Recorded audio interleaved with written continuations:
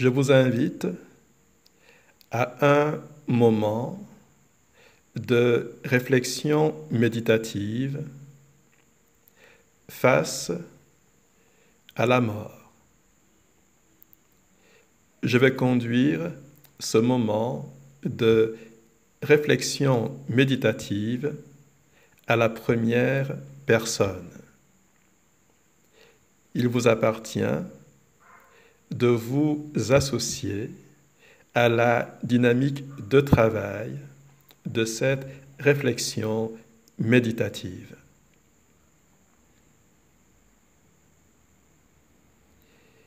Ici et maintenant, je me recentre au centre de mon esprit. Ici et maintenant, je me concentre au centre de mon esprit. Ici et maintenant, je prends conscience de moi-même en tant que je suis un esprit immortel. Je suis incarné dans une forme humaine, mais je suis un esprit immortel, au-dedans d'une forme mortelle.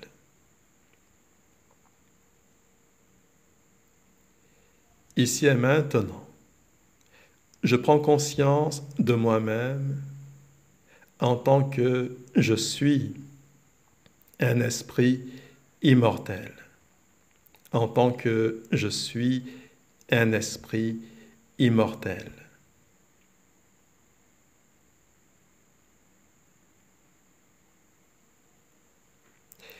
Il arrive pendant le temps de mon incarnation, il arrive que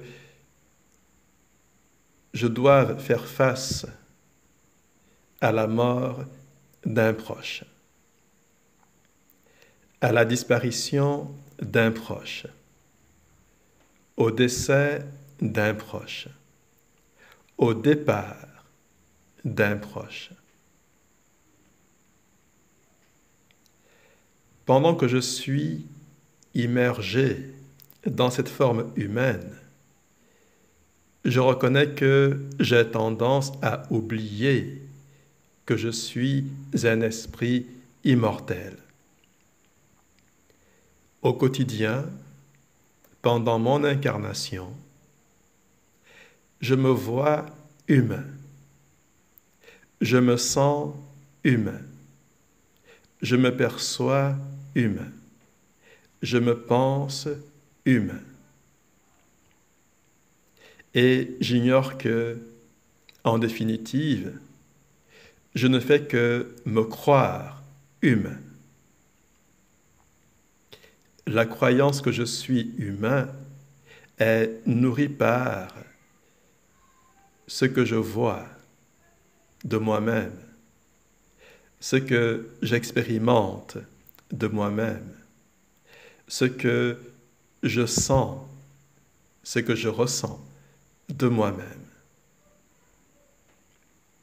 Je fais l'expérience immédiate d'une complexion physique avec ses limitations, avec ses faiblesses, avec ses maigres capacités, avec son horizon limité d'existence et de vie.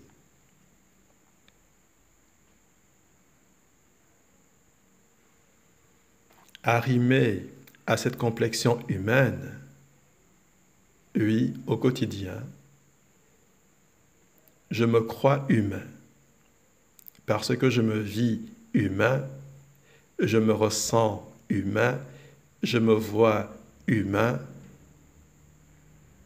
et parce que je fais l'expérience au quotidien de toutes ces limitations, de toutes ces fragilités, de toutes ces friabilité qui souligne à chaque heure le fait de ma nature apparemment humaine, le fait de ma complexion mortelle. Ici et maintenant, cependant, je me recentre au centre de mon esprit. Je me secoue au centre de mon esprit. Je fais l'effort, en me concentrant au centre de mon esprit, je fais l'effort de me concentrer sur la vérité de ma nature, la vérité de mon essence. Cette vérité qui me rappelle que ça n'est que d'apparence que je suis humain, mais en essence, ce que je suis, c'est un esprit immortel, un principe de vie indestructible, un principe de conscience indestructible, un principe d'intelligence indestructible, un principe de volonté indestructible. Certes, peut-être que dans mon quotidien, je ne fais pas l'expérience immédiate de cette vérité spirituelle concernant ma véritable nature. Cependant, tandis que ici et maintenant, je me concentre au centre de mon esprit, tandis que ici et maintenant, je me concentre sur le rappel de cette vérité spirituelle. Je suis un esprit immortel, ici et maintenant, tandis que je me concentre au centre de mon esprit. Je perçois par ma volonté, je perçois par mon intelligence, je perçois par ma conscience, je perçois par ma concentration que je suis un principe pur d'existence et de vie. Un principe pur de conscience, d'intelligence, de volonté. Un principe pur d'essence indestructible.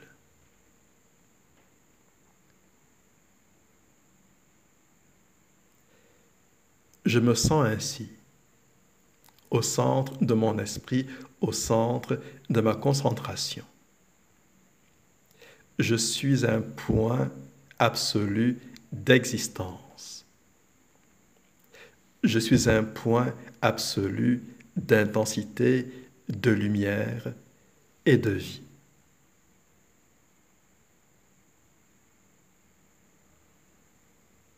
Ici et maintenant, je me rappelle à moi-même que je suis un esprit immortel.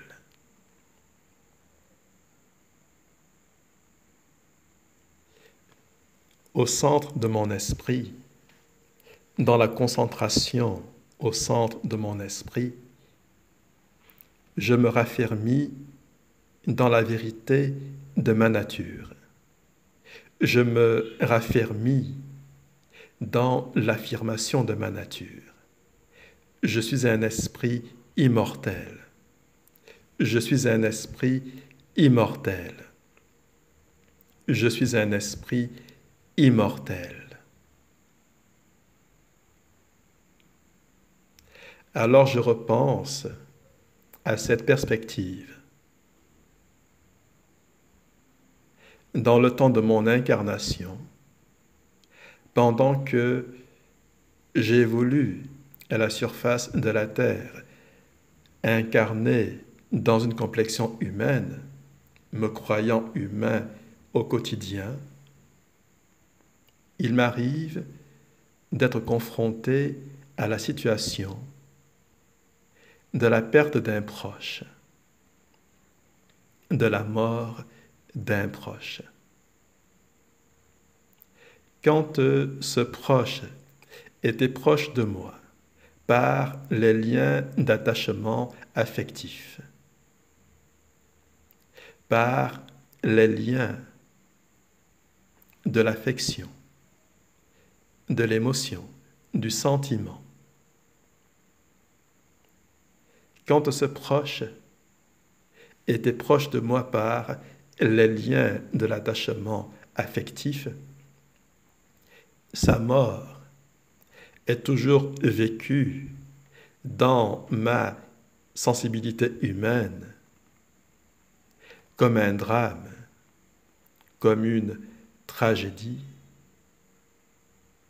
comme une douleur, comme une souffrance, comme un profond chagrin.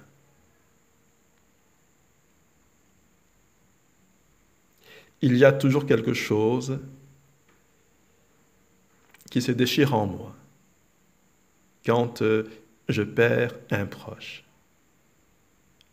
Comme si un petit bout de mon cœur humain disparaissait avec la mort de ce proche.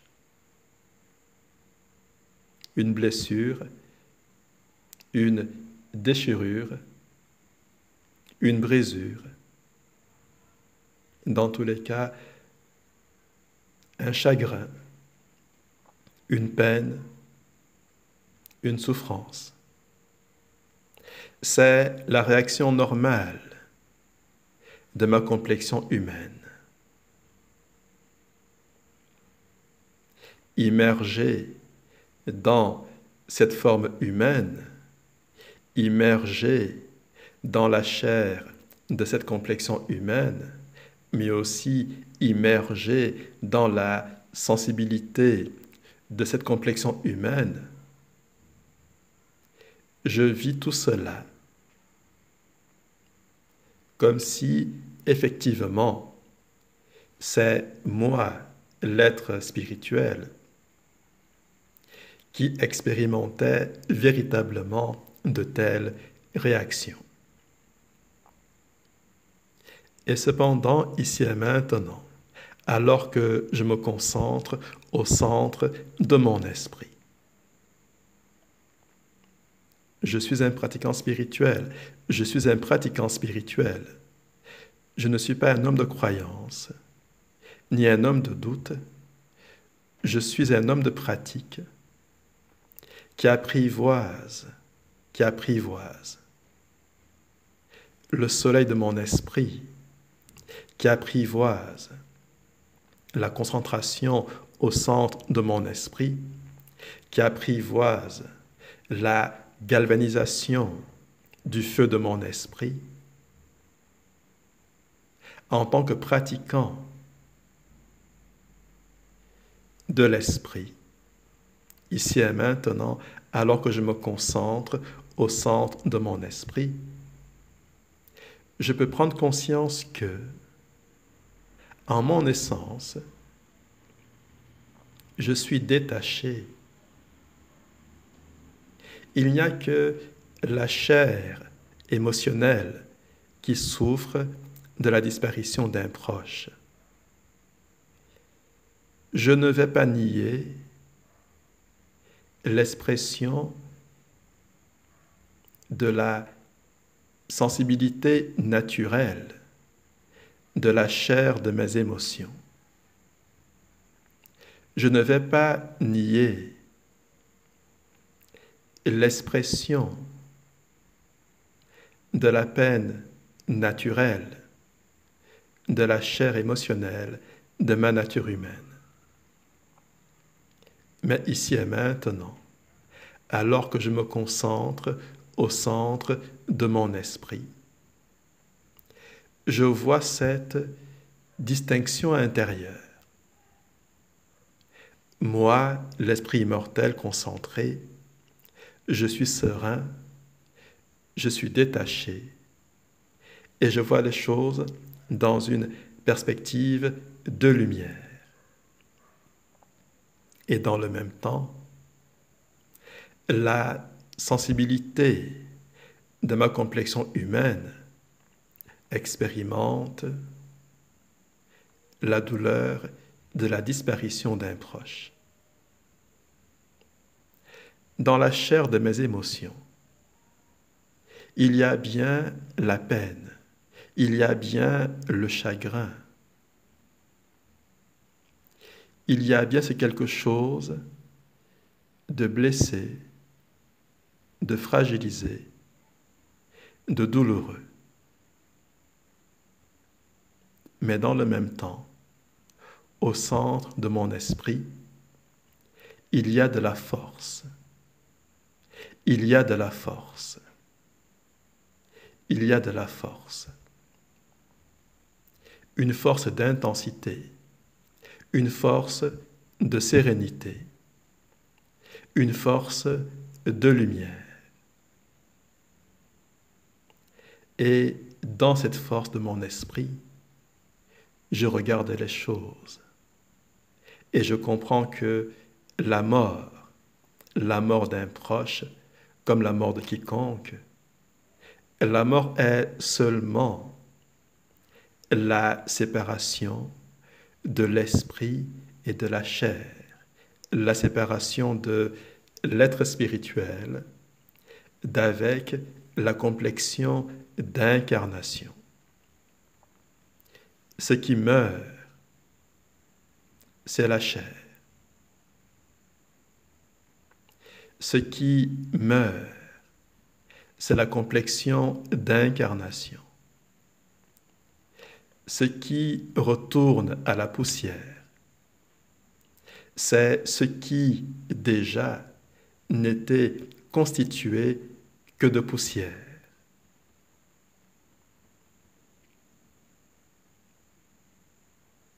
Concentré au centre de mon esprit, je regarde la situation depuis la force de mon esprit.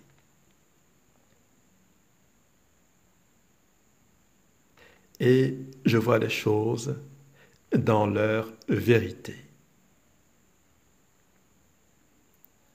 Mourir, c'est quitter la chair et c'est l'esprit qui retourne dans le spirituel. Il n'y a que la chair qui meurt et avec elle, ses limitations et avec elle, ses maladies et avec elle, ses infirmités et avec elle, ses handicaps et avec elle, ses fragilités et avec elle, ses friabilités. Mais l'esprit retourne dans le spirituel. L'esprit retourne dans le spirituel. Et l'esprit est immortel. Il est vie, il est lumière, il est volonté, il est sérénité, il est joie.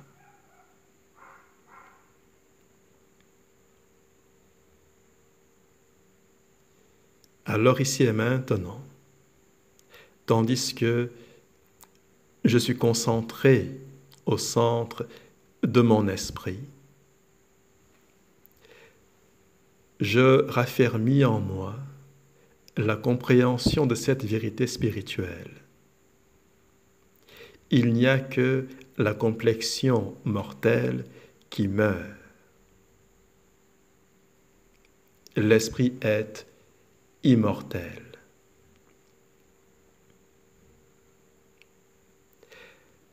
Ici et maintenant,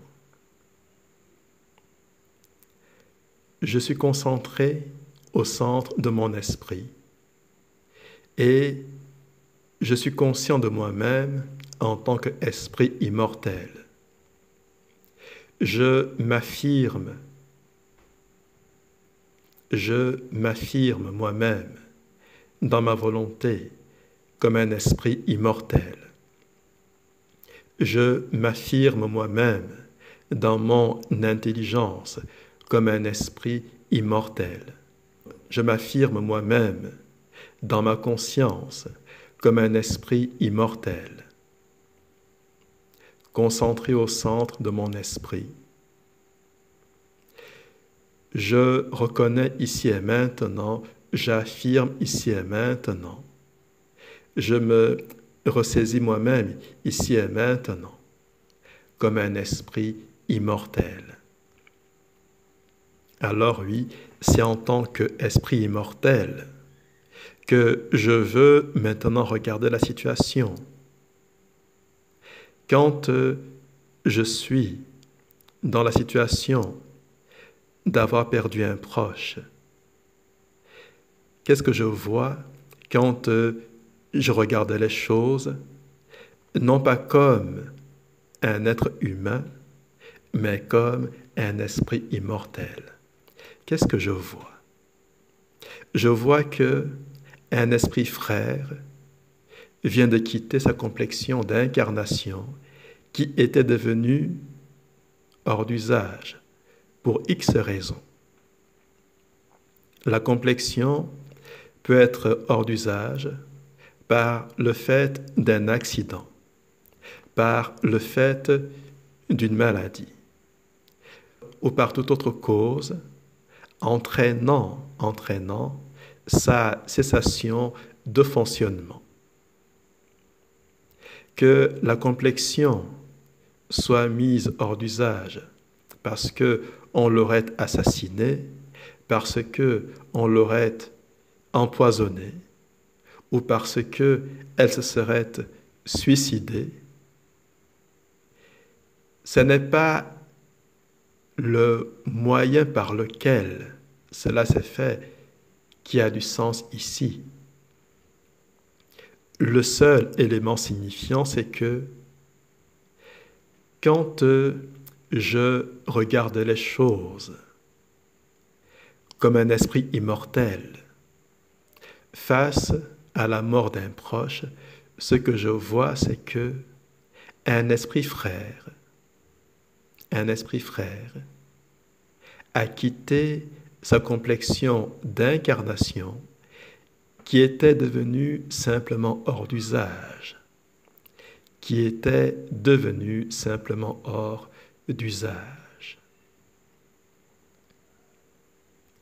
Et c'est cela la réalité. La mort d'un proche, c'est le départ d'un esprit frère.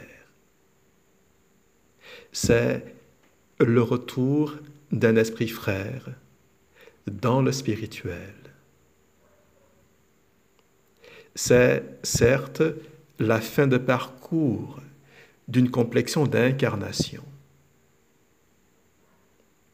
Mais en réalité, vu avec l'intelligence de l'esprit, vu avec la clarté de l'esprit, vu avec la lumière de l'esprit, la mort d'un proche n'est pas tant la fin de parcours d'une complexion d'incarnation, c'est surtout le retour au spirituel d'un esprit frère.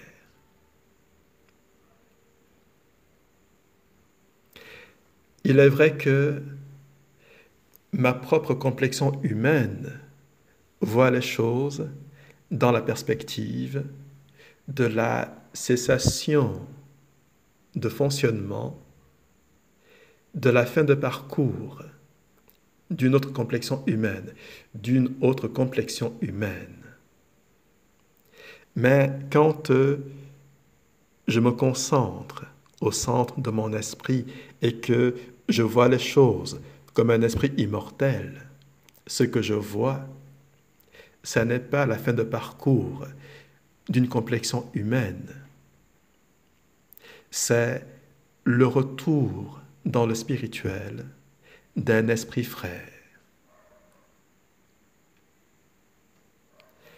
Tous les esprits sont frères.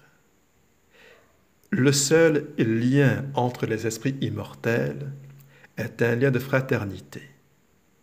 Personne dans le spirituel n'est le père de personne. Personne dans le spirituel n'est l'enfant de personne. Personne dans le spirituel n'est autre que le frère de chacun, le frère de tous. Alors oui, tous les esprits sont frères. Il y a peut-être des grands frères, des petits frères, et cela se détermine non pas par l'âge de l'esprit, mais par le niveau de développement de la force de conscience, d'intelligence et de volonté de l'esprit. Mais le seul lien, c'est le lien absolu de fraternité. Tous les esprits sont frères. Aucun esprit n'est plus proche ou plus loin d'un autre. La distance fondamentale est la même entre les esprits. C'est la distance du respect, du lien de fraternité. Il n'y a que dans l'univers des complexions mortelles que telle complexion aura servi à engendrer telle autre complexion, de sorte que on dira de celle-ci qu'elle est le père et de celle-là qu'elle est l'enfant. Il n'y a que dans l'univers relatif des complexions d'incarnation qu'il y a des liens autres que le lien pur de fraternité. Il y a des pères, des enfants, des mères, des oncles, des grands-pères. Tout cela seulement selon la chair. Tout cela seulement selon la complexion d'incarnation, la complexion mortelle. Au niveau de la réalité de l'esprit, il n'y a que des esprits frères et il n'y a rien d'autre que cela.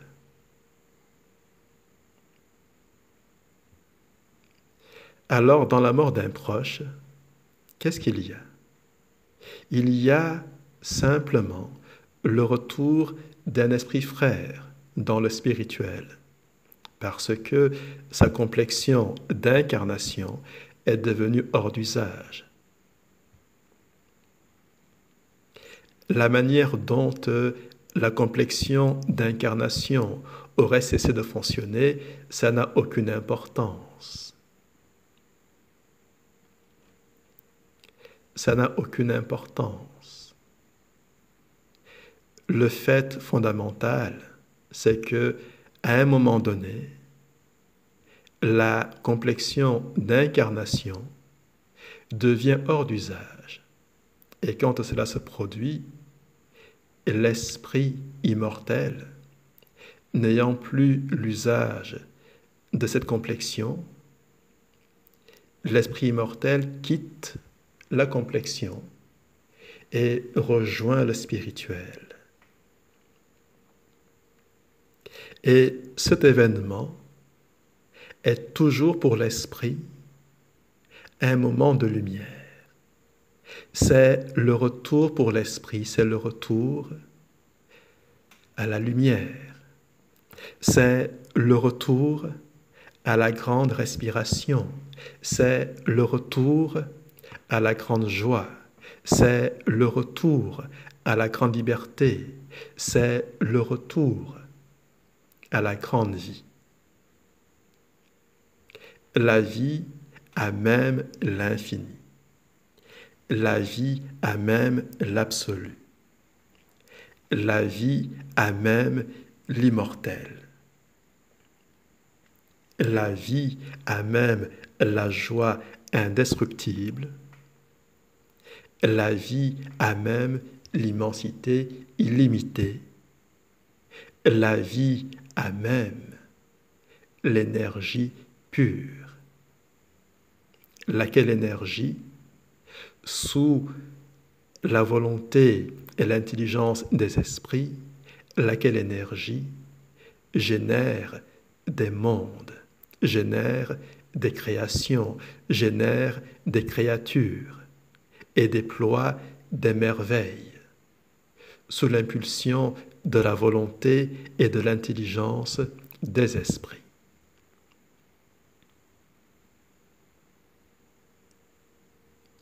Oui, pour l'esprit frère qui retourne au spirituel, c'est un retour à la joie, c'est un retour à la vie, car la vie spirituelle est infiniment plus vivante que la vie incarnée. L'incarnation, c'est le rétrécissement de la lucidité. L'incarnation, c'est l'alourdissement de la lucidité. L'incarnation, c'est la lenteur, c'est la lourdeur, c'est l'obscurité. L'incarnation, c'est l'immersion dans la coagulation de la densité, de l'obscurité, de la masse. Et c'est pour les vertus de renforcement des principes de volonté et d'intelligence que représente cette immersion, c'est seulement pour ces vertus que les esprits s'incarnent. Aucun esprit, dans sa véritable lucidité, aucun esprit ne s'incarne pour autre chose que pour la vertu de l'incarnation, de l'immersion dans la coagulation de l'obscurité, la vertu que cela possède de permettre à l'esprit de davantage renforcer sa force de volonté et sa force d'intelligence. La brutale confrontation à la densité, à la masse, à la lourdeur, à l'obscurité de la matière dense de l'incarnation, a pour vertu de donner à l'esprit immortel la possibilité d'énergiser, de développer, de magnifier, puis peu à peu de sublimer sa force intrinsèque de volonté et sa puissance intrinsèque d'intelligence. Certes, une fois en incarnation, l'esprit va oublier, mais tout le jeu dans l'incarnation des contraintes, des obligations, des épreuves, des projets, des défis, des rêves, etc. Toutes ces dynamiques, quand l'esprit, ayant oublié qui il est, s'y adonne avec courage, toutes ces dynamiques donnent l'occasion à l'esprit, de façon directe ou indirecte, véritablement, de travailler à l'essentiel.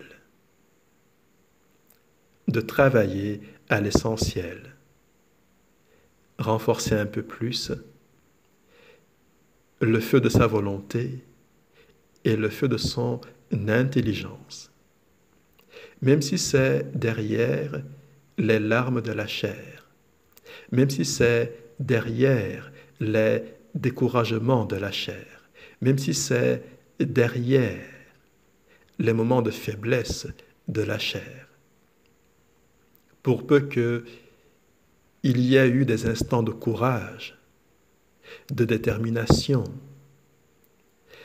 où le vouloir et le désir se sont unifiés pour générer l'action, l'activité,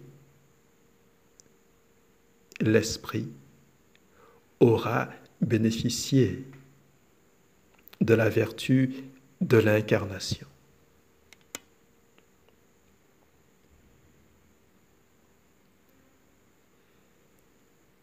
Mais à chaque fois, quand vient le moment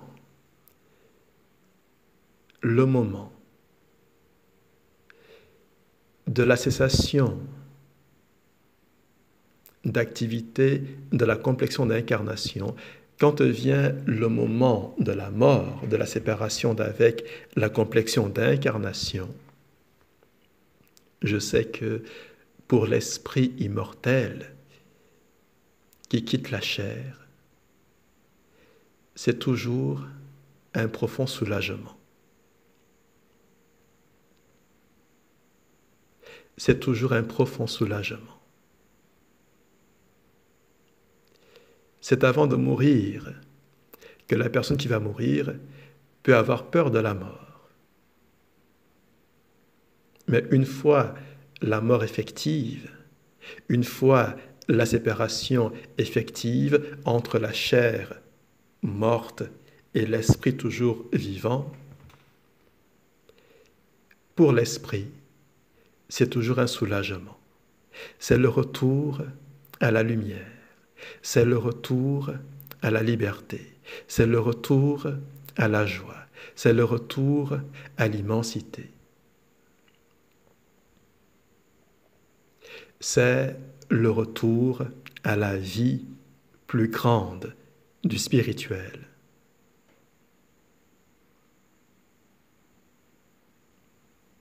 Voilà pourquoi,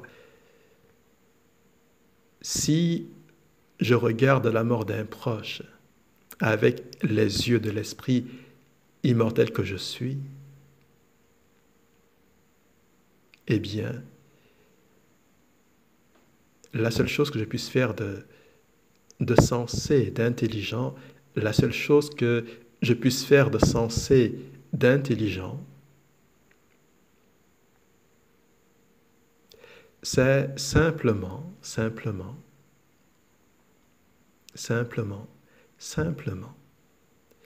de sourire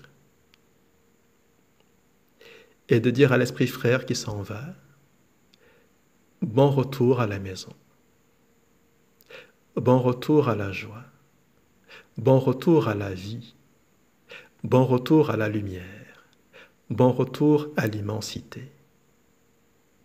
Et j'espère que ton incarnation t'aura permis de progresser. Et même si ce n'est peut-être pas le cas,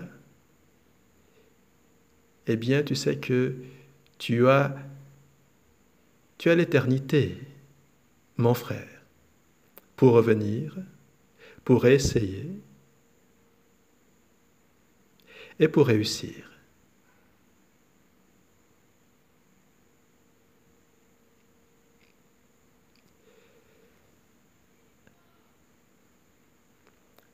Pour le regard de l'esprit, le retour à la maison d'un esprit frère n'a rien de dramatique. Rien de dramatique. Pas de douleur, pas de chagrin, pas de peine. Juste la merveille de la vie, juste la merveille de l'esprit, juste la magie du réel véritable, au-delà de la couche mineure de la densité.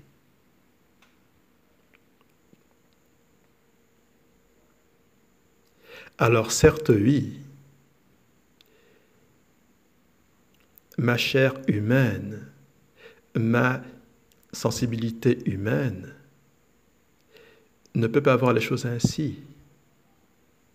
Pour ma complexion humaine, la mort, c'est la tragédie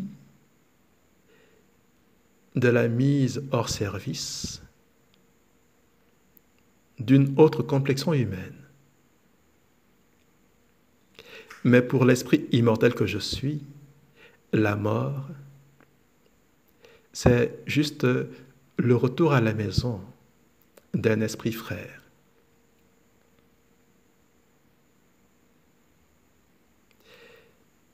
Alors ici et maintenant, ma chère complexion humaine, avec ta chair sensible, avec tes ressentis, tes émotions, tes sentiments, ici et maintenant, ma chère complexion humaine, quand tu auras fini de pleurer, quand tu auras fini de t'affliger, quand tu auras fini de chagriner, quand tu auras fini de pleurer avec ou sans des larmes, quand tu auras fini, laisse-moi t'annoncer la bonne nouvelle. La mort n'existe pas. L'esprit est immortel. L'esprit est immortel. L'esprit est immortel. Et dans l'éternité, l'esprit va toujours trouver le moyen de continuer son processus de développement, s'incarnant tantôt sur terre, tantôt ailleurs, mais poursuivant son voyage, sans cesse se magnifier, sans cesse se sublimer, sans cesse se transcender.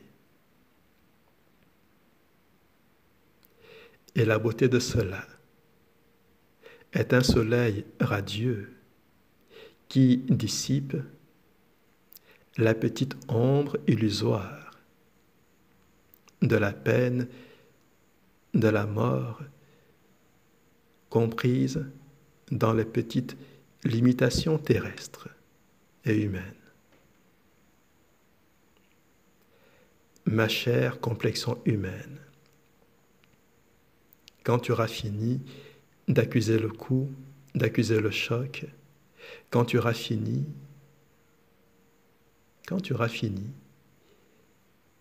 de pleurer, de te chagriner, rejoins-moi dans la lumière, dans la vérité.